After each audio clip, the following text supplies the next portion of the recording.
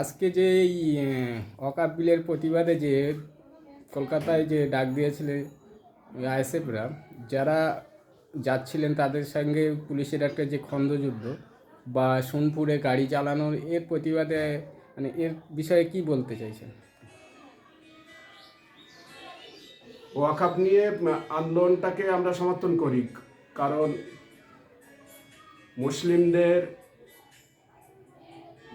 দানকৃত সম্পত্তি সরকার নিয়ে নিতে চাইছে, এর বিরুদ্ধে আন্দোলন হওয়াটাই স্বাভাবিক। সারা ভারতবর্ষ জুড়ে যেমন আন্দোলন হচ্ছে, কিন্তু দুঃখের বিষয় তাদের প্ররোচনায় কিভাবে সেই আন্দোলন হিংস্র আন্দোলনে পরিণত হচ্ছে। বিশেষ করে পুলিশ বাধা দিচ্ছে কলকাতায় যেতে, সেটা যেমন সমর্থনযোগ্য নয়। অন্যদিকে সোনপুর বাজারে যে পুলিশের গাড়িতে অগ্নিসংযোগ, বাড়ি ভাঙচুর, এটাকেও সমর্থন করা যায় না। কে বা কারা এর সাথে যুক্ত, কাদের প্রয়োজনে এসবগুলো হচ্ছে, এগুলো পুলিশের তদন্ত করে বার করা দরকার।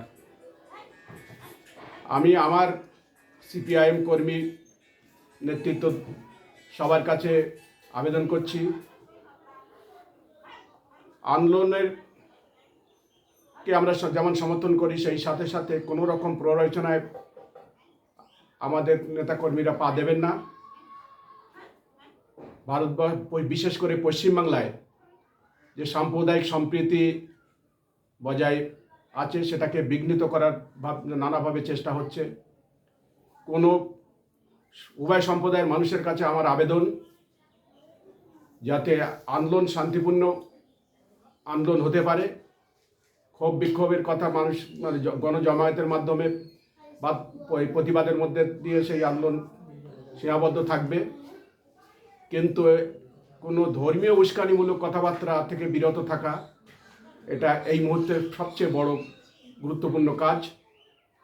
আমরা দেখতে পাচ্ছি ইউটিউবের মাধ্যমে বিভিন্ন জায়গায় বিভিন্ন সম্প্রদায়ের মানুষ নানাভাবে কটূক্তি বিষোদ্গার করে চলেছে।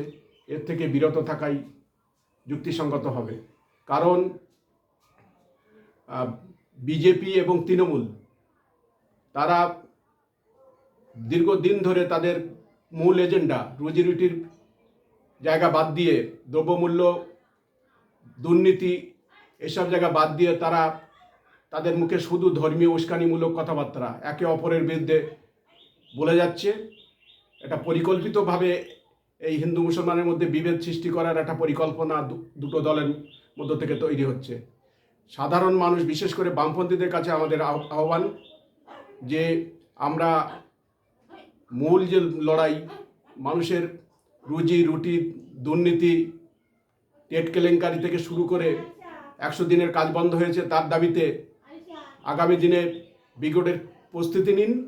গণজমায়েতের মাধ্যমে এই ধর্মীয় উস্কানিমূলক যে কথাবার্তা, তার থেকে বিরত থাকুন এবং সম্প্রীতির পশ্চিমবাংলা এবং সম্প্রীতির ভাঙড় যাতে অশান্ত না হতে পারে, তার জন্যে আমি উভয় সম্প্রদায়ের মানুষের কাছে এটাই আহ্বান করব যে সাম্প্রদায়িক সম্প্রীতি বজায় রাখুন এবং